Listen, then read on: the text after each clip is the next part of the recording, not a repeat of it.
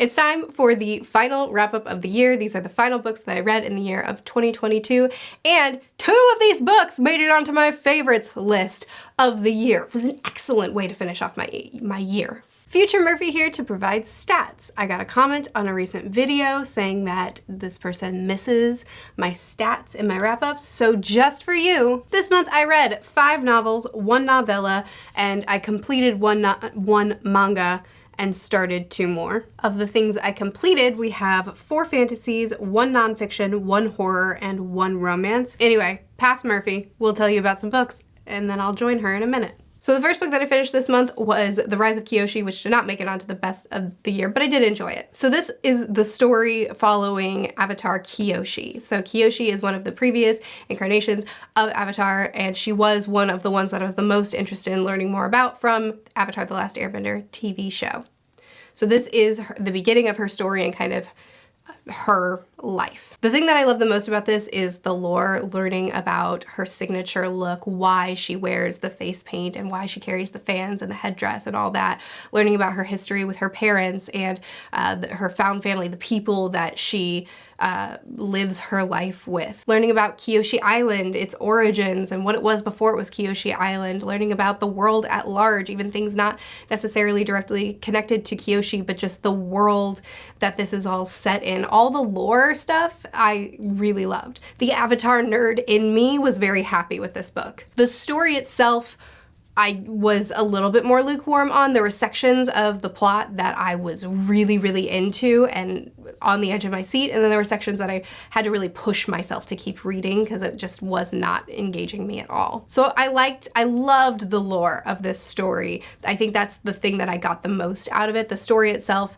parts I liked, parts I just wasn't very invested in. So this is more of a liked it, didn't love it kind of book. I don't have a dedicated review for this, but I did talk about it a bit in the vlog that it was in on my second channel. By the way, I have a second channel. You should check it out. That's where I give weekly reading updates as well as dedicated reviews. This didn't get a review, but it did get a reading vlog, so check it out. Next up is Senlin Ascends, which was a surprise to me. So someone I know told me, hey, you need to read this book because the series is excellent and no one on BookTube talks about it. So I read it, it was very good, and then I looked up reviews and like everybody on BookTube has read and loved this book, so I'm quite late to the game. So this follows Senlin and his wife Marya. They go on their honeymoon to the Tower of Babel, which is this mystical, magical, odd chaos tower that people are very drawn to, but is also very mysterious, but there's also a lot of good that's come from it. Anyway, Senlin is so fascinated by this tower, and he's a professor, and it's his favorite subject to teach on, even though they have only so much material about it. So he is going to go vacation there with his wife. They're going to go to the 3rd floor, which is basically a giant spa, but they get separated immediately, and then he's trying to ascend the tower to find her, and each floor of the tower is its own kind of chaos. Senlin is a very frustrating protagonist at the beginning, but he has a great arc in this story. And I think my favorite part about the book, again, was the lore. It was the tower. It was exploring the tower. It was seeing what new kind of chaos each floor would bring and understanding how they're all connected. And it was the tower that was the best part, but I have heard that the character development only improves as the series goes on, so I'm really excited to continue the series, and we'll definitely be reading book 2 in January. I have a spoiler-free review discussion of it in a vlog on the second channel, but I also got a spoiler review on the second channel where I talk more about theories and opinions and all the things. Yeah. Next up is A Little Hatred, which was easily one of the best books that I read this year. Oh my goodness, I love it. It's my favorite Joe Abercrombie book. I've become such a fangirl for Joe Abercrombie, and he deserves it. He's only getting better as a writer and as a plotter. I mean, he's always been an incredible author for character study, for creating nuanced, gray, broken characters that are trying to navigate this dark world and that make some very bad choices, but like you just are drawn into them, you understand them, and you want to follow them, even though maybe you'd probably like to never actually meet them.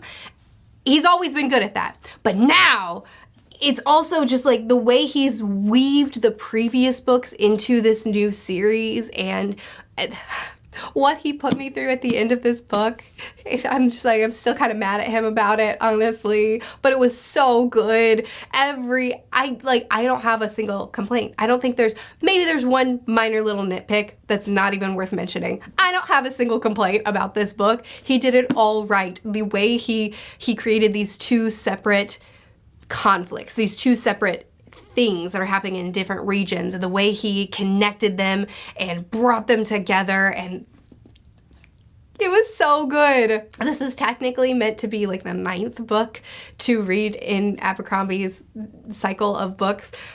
There's a trilogy, and then there's 3 standalones, and then technically there's also a series of short stories, which I haven't read, but Abercrombie does say that you can start here if you feel like it. I agree, you totally can start here and you'll be fine, but you definitely will get more out of it if you read his stuff chronologically. And oh man, did I love this book.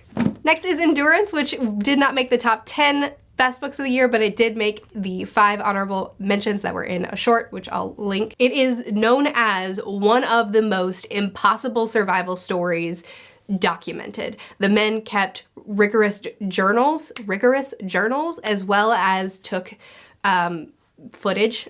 So we do have pictures and we have like real proper documentation. And this book is a nonfiction, obviously, of compiling that information and telling that story. It's bleak. What these men went through was devastating. Honestly, I'm amazed at how they persevered and the positive attitudes that they were able to keep at times, as well as just, I don't know, I guess just determination. It seemed like around every corner, mountains sprung up to be in their way. Every time they had just like a little ray of hope, something else. And their ability to find joy in the good moments and their just kind of head nod and move forward when another obstacle came and when they found out that there was more that they were gonna have to endure. Honestly, like, it's bleak and it's rough, but it's an amazing story, and I really enjoyed the way it was documented in this book. Highly recommend. Just go in knowing that it is bleak. I also finished Fullmetal Alchemist this month, which is a book, a series that I've been reading for, I think, about 2 months now. I finished it and I have videos about it. I broke it up into 4 videos throughout the series. It really surprised me. I enjoyed the series far more than I thought I was going to. I expected to like it, but I didn't expect to be as emotionally invested in it as I was, and it was a phenomenal conclusion to the series. I loved the way it all came together and resolved. It was a very good ending. Now I'm currently reading House of Chains, which is the 4th book in the Malazan series, so I know that I will not be finishing this before New Year, which is why I'm filming the wrap-up right now. However, I also have a couple of short books and novellas that I might be picking up if I find myself needing a break, because Malazan is intense, there's a lot to take in, and emotionally it harms me. So there might be times where I pause, read a quick novella, then get back into it. So if I do that, future Murphy will be here. Okay, future Murphy back. Present Murphy now. Back to tell you about the rest of the things I read. First, we have Mapping the Interior, which is a horror novella. This follows a 12-year-old native boy who his family has just moved off of the reservation after his father passed away, and this novella kicks off when he sees his father in his posthumously. His father's been dead for a while now, and Junior, the protagonist of this story, and his family are going through a lot. You've got his grief, you have the family's financial issues, his mom trying to keep the family together as well and be all that these boys need of her, as well as working a lot. We have his little brother, Dino, and He's neurodivergent. There's no label ever put on him, but he's neurodivergent and he's bullied terribly for it. So there's a lot of stuff going on in this family, and Junior is trying to assist his mom in keeping it together, protecting them, caring for them.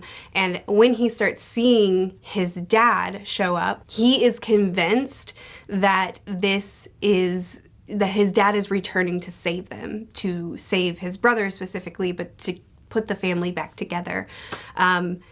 So it's Dino mapping out the house, trying to find his dad and help him return to them. So it's a story about grief, it's a story about family, it's a story about struggles, it's a story about culture, it's a story about working through expectations for himself, for his dad, eventually for his son. It's a lot of things. It is a horror. It is a very slow-paced, slow build, disturbing horror. And it packed so much into these 100 pages. It was really fantastic. It also had one of those endings where it's like, oh, what? This is a book that would and should and will trigger a lot of discussion. I know this author has a couple of other things out, and I'm absolutely going to be reading them. Next up, we have Holiday Romance, which is a romance book. We follow these two Irish people who live in the US, but every year they fly back to Ireland to be home with family. They are best friends. They've known each other for 10 years, and we start at their beginning, their first flight together, where they're not close and it's not good, and then we get little flashbacks throughout the novel of, you know, the next flight and the next flight and the next flight, and then the majority of the novel is present day, them friends for 10 years. And what happens is there's a big snowstorm, their flight gets canceled. He really wants to get home because he's a big Christmas guy. His family, their traditions are important to him. She doesn't care that much, but she cares about him, so she will do anything to make it happen. So it's them going through this catastrophe of a travel plan, and all kinds of hurdles popping up for them, but they do it together, and shocker, they fall for each other. It was really cute. I mean, I'm not much of a romance reader, so I don't have a lot to say about it. It was really cute. Their chemistry was nice. Their banter was nice. Their shenanigans that they got up to were nice. I had a nice time. I'm obviously still reading House of Chains. I'm now about at the halfway point at the time that this month is ending, and I've also begun 2 other manga. I'm not really counting them in the stats. I started them, so since I mentioned Malazan, I'll mention them too. We have The Climber, which I am, I think, 5 volumes into. I would call it a contemporary. It's about a man who's fallen in love with climbing and will do anything to be able to climb more, and he has lots of hurdles that he has to overcome. And then we have Yona of the Dawn, which is about a young girl, she's 16 at the start, who there has been a coup, and she's a princess, that matters. There's been a coup, and now she's on the run with one of her guards. I think it's also a romance, but probably also a bunch of other things. I don't know, I've read 2 volumes, so I'm very early on. But I'm enjoying the setup of it. We'll see where it goes. Those are all the books that I read in the month of December. If you want to see more in-depth thoughts for any of these, then you can always check out my second channel with the reading vlogs, which have been mentioned throughout this video, and are always linked in the description of videos. I post videos every Monday, Wednesday, and Friday on this channel, Tuesdays and Thursdays on the second channel. I'll see you again soon. Bye.